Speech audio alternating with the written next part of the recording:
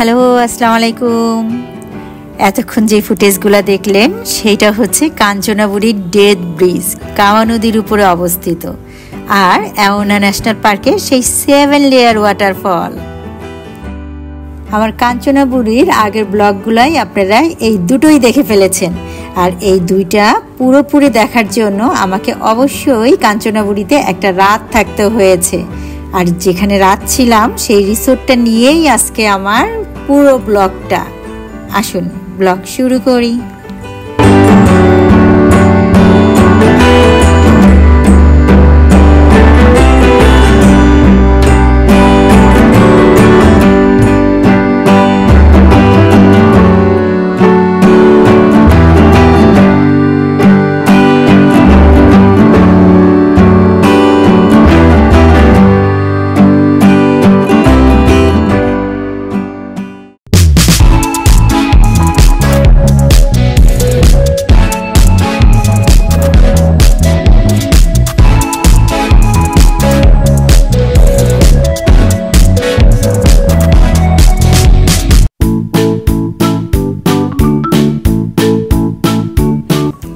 আজ 10ই নভেম্বর 2024 ভোর 6টার সময় ঘুম থেকে উঠে আমরা রওনা দিয়ে দিয়েছিলাম কাঞ্চনাবুড়ির দিকে। আর এইটা হচ্ছে কাঞ্চনাবুড়ির স্টেশন।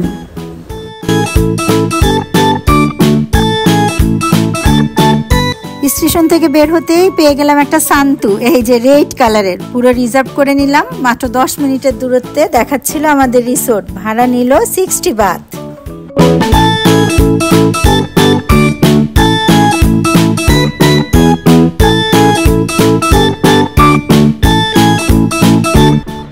এই যে শান্তিতে করে চলে আসছি আমরা বোম্বাইয়া রিসোর্টে। দেখি নদীর ধারে নিচে ইচ্ছা করেই একটুখানি মেন রোড থেকে একটু দূরেই, কিন্তু নদীটা প্রেফার করছি, এটা একদম নদীর ধারে। দেখি এখন কি অবস্থা, ঘুরে ঘুরে দেখাই আপনাদের। আমাদের রিসোর্টের নাম বোম্বাইয়া রিসোর্ট, বেশ নাম করা, সবাই চেনে। এইটা হচ্ছে রিসোর্টের রিসিপশন, বেশ সিমসাম এবং খুব সহজেই হয়ে গেল আমাদের চেকিং। চলেন এখন যাচ্ছি রুমের দিকে।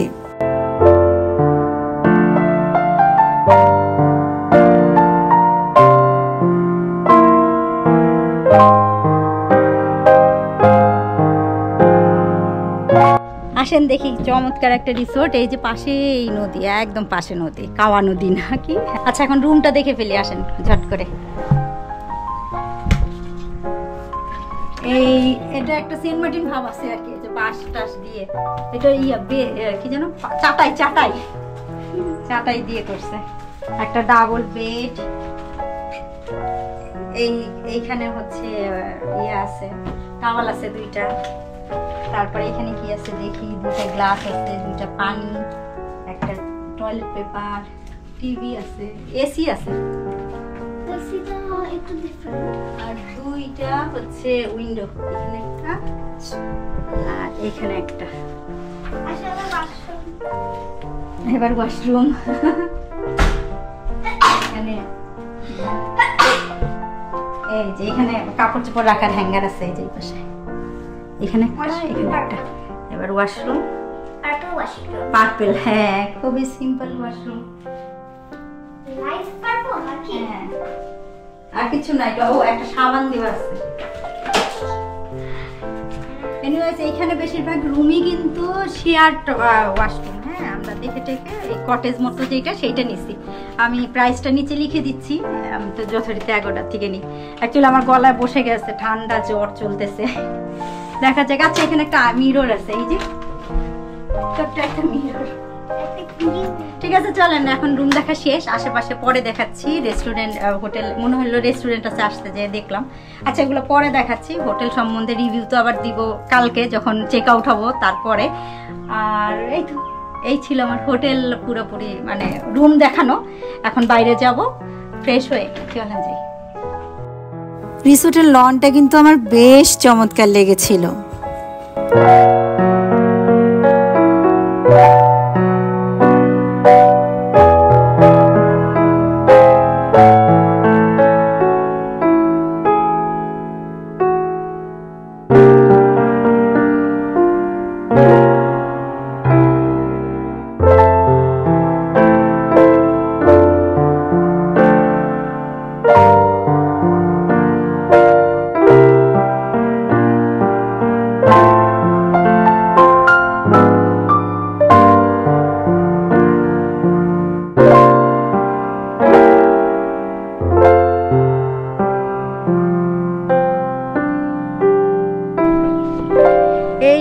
কাওয়া রিভার, একদম কাওয়া রিভারের পাশেই আমাদের রিসোর্ট। এই যে বিভিন্ন রেঞ্জের বিভিন্ন ধাপের ইয়ে আছে, রুম আছে। আমরা যেটা নিছি সেটা তো দেখাইলাম, আর বাদ বাকি 11টার থেকে দেখি। সবই ঠিক আছে, কিন্তু সমস্যা হচ্ছে নদী, বাট কোনো স্রোত নাই আর বাতাসও নাই। রিসেপশনের এই যে পাশ দিয়ে বেশ সুন্দর কিছু শোপিস টাইপের রাখা আছে, বেশ সুন্দর না? একটু কিরকম যেন আর্টিস্টিক একটা ব্যাপারও আছে।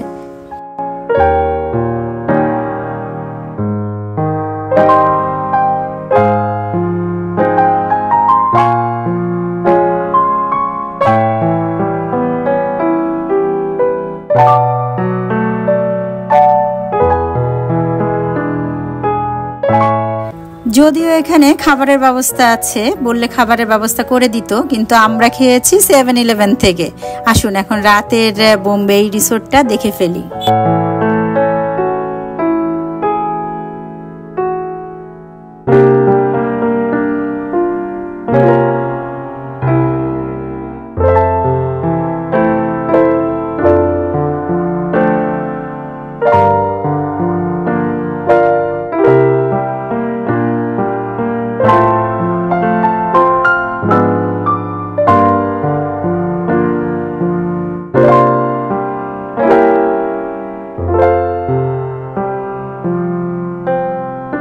অনেক বেশি না? আমি ওর কাছে কখনো শুনি, কিন্তু এলবামটা আমি টানা 2 দিন শুনছি। তাও কে একজনের কাছ থেকে নিয়ে এসেছিল।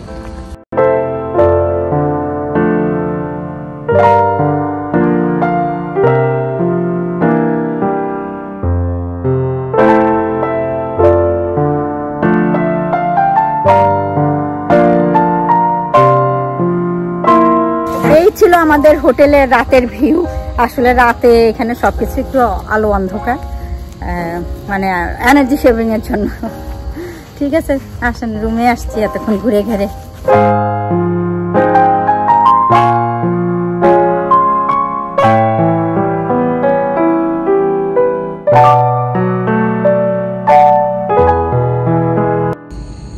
অনেক রাত হয়ে গেছে, দূরে একটা রিসোর্টের আলো দেখা যাচ্ছে, আর এখান থেকে গান গাইতে গাইতে মাঝে মধ্যেই হচ্ছে ফ্লোটিং হাউসগুলো যাচ্ছে। আমাদের রিসোর্টটা নদীর ধারে, আমরা এই যে নদীর ধারে বসে আছি, বসে বসে চাঁদ দেখতেছি, আর দূরে ভেসে আসছে হালকা করে ডিস্কো গান। ভালোই লাগছে, কিন্তু রাতটা বেশ সুন্দর ছিল। Good night.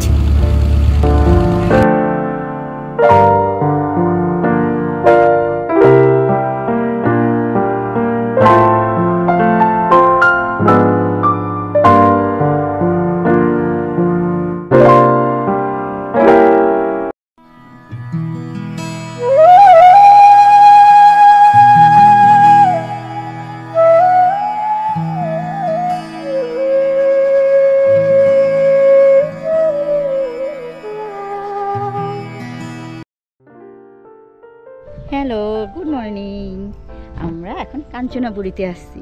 আজকে হচ্ছে 11ই নভেম্বর 2024। আমরা বের হয়ে যাচ্ছি রিসোর্ট থেকে। প্রথমে অ্যাডওয়ান ন্যাশনাল পার্ক দেখে দেন পাতায় চলে যাব। আসুন আপনাদের বলছি বিস্তারিত যেতে যেতে।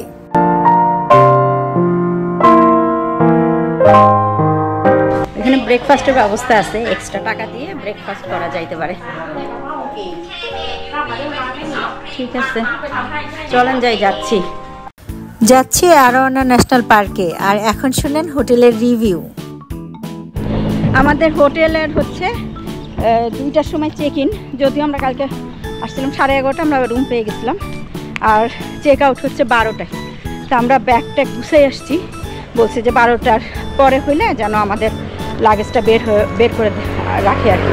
এমনি হোটেলের রিভিউ যেটা বলবো, হোটেলটা ভালো, বেশ ভালো, কিন্তু রাতটা প্রচুর পোকা। আর আশেপাশে যেহেতু এই যে বাঁশবেত দিয়েই হাউসগুলা, কটেজগুলা, সেই জন্য শব্দও করে। যারা যে কেউ কোনো কিছু করলেই সেটা প্রচুর শব্দ করতেছে।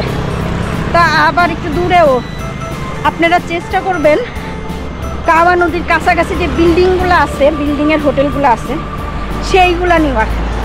মানে আমার মনে হলো যে আমরা একদম নদীর ধারে ছিলাম, তো আসলে রাত্রে নদীর সেরকম কোনো ভিউ নাই, নদী, ইয়া নদী না, চলমান নদী না আর কি, যে ভিড় থাকবে বা এরকম কিছু ভালো লাগবে, খুব একটা ভালো লাগে না আর কি। নদীর কাছে থাকাতে আলাদা একটা যে ব্যাপার ফিল হবে আমি মনে করছিলাম, সেরকম হয় নাই, বরঞ্চ পোকামাকড়ের জন্য বাচ্চা ঘুমাইতেও কষ্ট হয়েছে।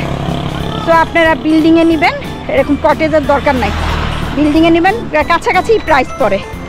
এটা ধরেন আমার কত পড়ছিল, 2300 না 2500 পড়ছিল যেন, ওইটা 3000 এরকম। কিন্তু বিল্ডিংয়ে হলে হবে কি আপনাদের এই আওয়াজগুলো শুনতে হবে না আর কি, পোকার ঝামেলাটাও থাকবে না।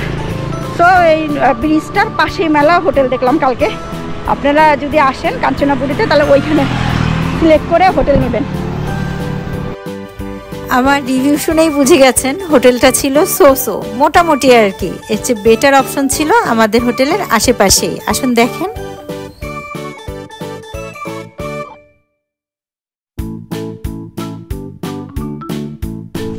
আস্তে আস্তে বেশ সুন্দর একটা হোটেল দেখলাম। আমাদের থেকে নদীর ধারে, এটা একটু নদীর আগে, দ্য টাইম হাউস লেখা।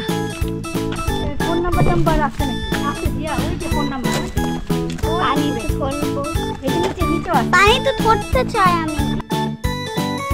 নাম এবং ফোন নাম্বারটা টুকে রাখতে পারেন। তাছাড়া আমাদের হোটেলের ডিটেলস তো আমি ডিসক্রিপশনে দিয়েই দিব।